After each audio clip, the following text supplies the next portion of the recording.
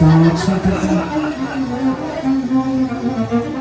И сега един сладък и за младоженеца.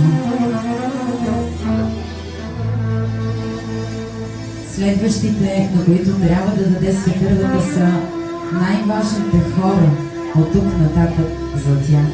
Тяхната подкрепа, техните приятели в лоши и добри моменти, техните кумове, по един сладък залък, за да споделят сладките моменти от техния семейен живот.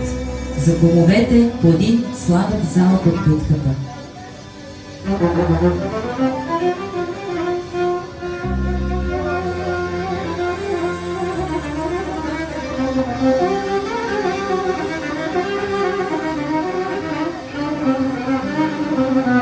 Това явно беше най-малкият кум, нали? По-малкият кум.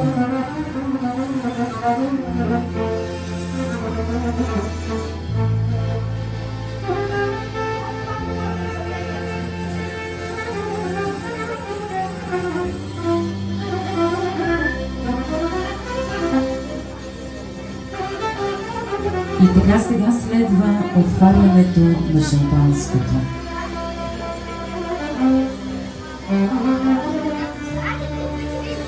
Отварянето на шампанското, куме, заповядай, честта се пада на теб.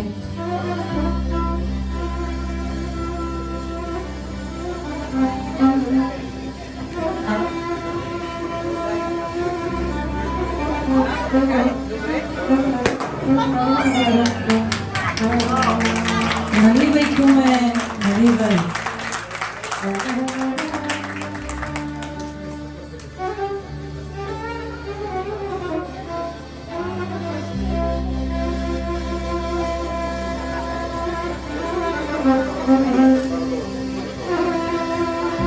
И така сега младото семейство и кумовете ще вдигнат своята първа наздравица.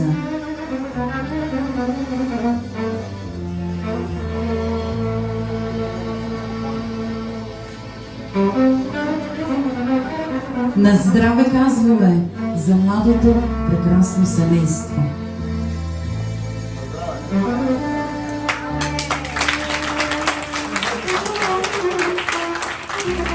Пие се до дъно.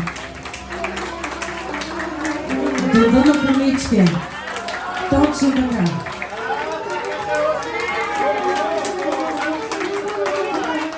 И сега, куме, какво беше шампанското?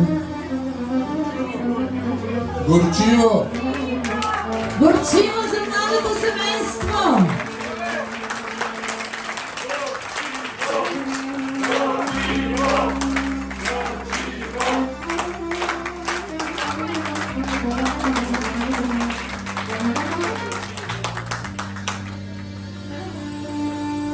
Мило семейство, понеже майката на булката, най-прекрасната тъща, е прекалено развълнувана, почва да залъгва.